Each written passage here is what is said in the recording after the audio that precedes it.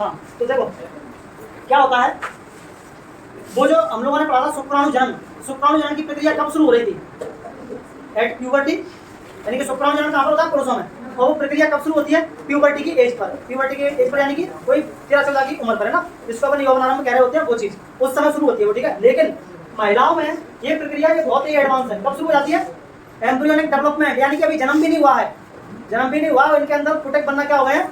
शुरू हो गए हैं, इनके अंदर फॉलिकल्स डेवलप होना शुरू हो गए हैं। अब देखो क्या हो रहा है, जब सेकंड मंथ ऑफ प्रेगनेंसी होती है उस समय प्रक्रिया क्या होती है? स्टार्ट हो जाती है, यानी कि शुरू हो जाती है, फॉलिकल डेवलप होना शुरू हो जाते हैं, ठीक है।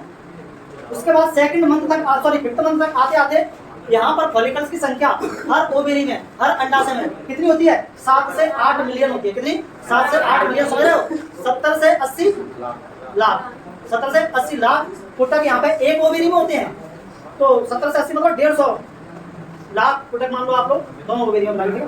उसके बाद जैसे ही इनका जन्म होता है, क्या होता है? जन्म होता है। जन्म के होते होते ये संख्या कितनी रह जाती है? 3 से 4 मिलियन, यानी कि लगभग आधी। और उसके बाद एट प्यूबर्टी, यानी कि जब तक इनकी उम्र 12 साल की होती है, 12-13 साल यौवनारंभ का समय आता है, प्यूबर्टी का समय आता है, तो इनकी संख्या घट के कितनी रह जाती है? 60 से 80 हजार के बीच में। देख रहे हो आप लोग यहाँ पे क्या हो रहा है? हर महीने मतलब एंड तक आते आते, प्यूबर्टी के एज तक आते आते 7 से 8 मिलियन में कितने लगे? 60 से 80 हजार। और ये की भी क्या होती जा रही है? लगातार डेथ होती जा रही है। जो महिला बहुत ज्यादा एज की हो चुकी है, ऐसा बताते हैं कि 40 साल से ऊपर की महिलाएं बच्चों को जन्म देने में कैपेबल नहीं होती। क्यों? क्योंकि उनके अंदर इन फटकों की संख्या क्या हो जाती है? बहुत ही ज्यादा कम हो जाती है, ठीक है। यही कारण वहां पर होता है।